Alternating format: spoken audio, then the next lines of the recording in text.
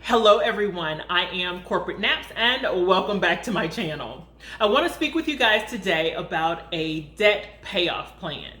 We are in a pandemic and the reality is it is obvious that it has taken a toll on individuals and companies in a way that just truly could not have been predicted. Obviously the pandemic couldn't have been predicted, so the financial constraints of people and industries could not have been predicted.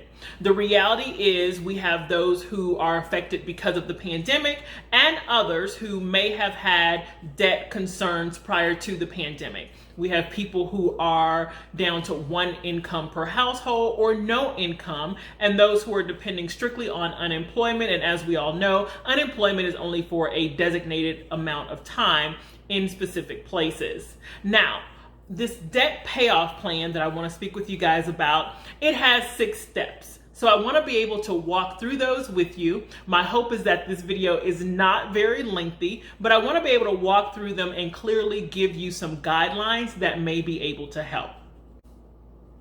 Now, if you like this type of content, please thumbs up this video, definitely subscribe, and of course hit that little notification bell so that you'll be notified whenever I create another video. Also, if you enjoy this type of content, go ahead and leave me a comment below and let me know your thoughts, as well as if there's any additional content that you want me to add surrounding this subject or others, and I'll be more than happy to oblige. Now, let's just jump right in. You will see me looking over because I do have my notes because I want to be able to cover everything with you guys. The reality is you have to know your why. You have to know your why, whether that's because of stability or you want to free up money or you want to have something saved for the future, whether it's, related to wanting vacations or plain and simple just to be stress-free. You have to know your why. That's going to be important before you even get into the steps. I would venture to say the stress-free part of it is going to be a major component for a lot of people. So if that's the focus, let's make sure that we have that at the forefront of our minds. And the reason for that is because debt, plain and simple, it takes an emotional toll on people. It puts strains on families, it puts strains on relationships, on marriages, the emotional heightened level of things due to not being able to pay bills or getting constant phone calls or emails from debt collectors. All of that is an added stress that if we can put away with it, then it is ideal. The first step in creating a debt payoff plan is make sure that all of your debt is visible. Ensure that it is listed somewhere that you can see it almost daily, whether that's written out on a board somewhere in your home, whether it's a piece of paper that has everything listed in an area that you go to every day, whether that's on your phone, if it's in a planner, somewhere online, but ensure that it's somewhere that you can see it every single day because you want the constant reminder of what it is that you are doing and what your goal is. This is not to serve as a stressor for you. This is strictly so that you keep it at the forefront of your mind. It's no different than making things like a vision board. You put those things out there so that you have that constant reminder of what it is that you're trying to achieve.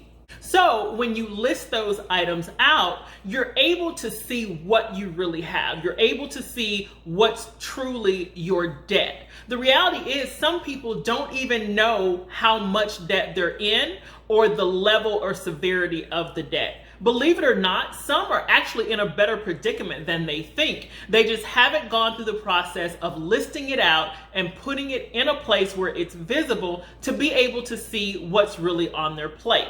When it comes to debt, you want to look at things like school loans, credit card balances, medical bills, any personal loans you may have. Keep in mind, you're not listing things like car notes or utility bills or your home mortgage loans unless you're behind on those things. Those things that are considered your monthly bills are not debt. Those are just regular bills that need to be paid unless you're actually behind on those bills.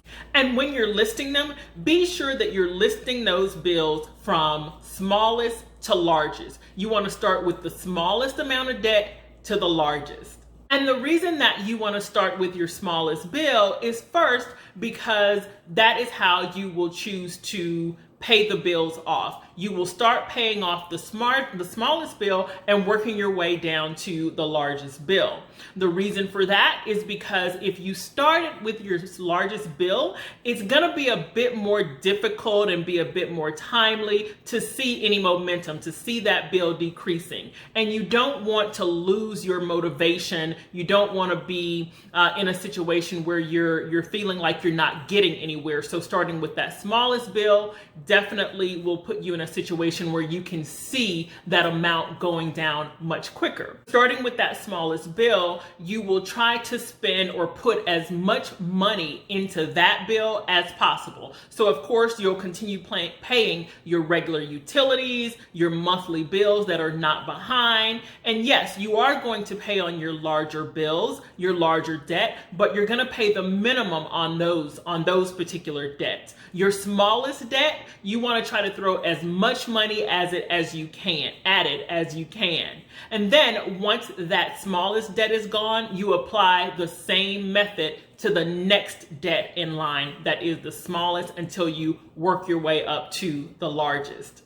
Number 2 is going to be know your budget. Know how much money you can actually spend. That means knowing what you really have in dollars. Know your monthly bills that are not related to debt. Know what you have to spend on utilities and car note and all those things. Know the amount of money that you actually have as free money. So that means not including the things that you do that are the amenities, the extras, the nice to have.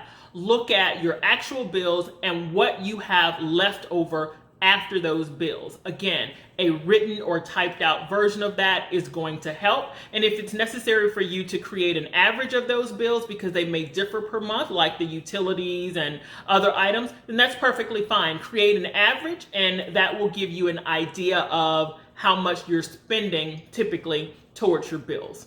The third item is very simple. Put yourself on a spending diet. It's a hard one, y'all. It's hard. But that means lessen the amount of time that you eat out.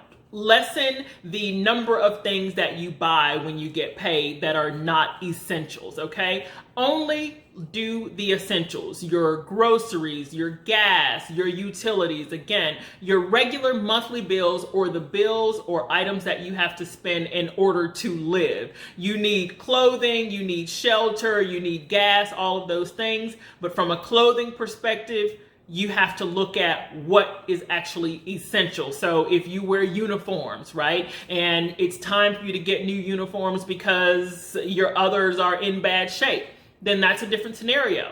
Work on the uniforms. If you're in a situation where you work in an office setting and you know that you need your attire to look a certain way and you have things that are part of your essential wardrobe that are looking like they have a lot of wear and tear, then yeah, you may need to replace a pair of shoes. There's nothing wrong with that, but know that you need to be on a spending diet. So it's really about the essentials.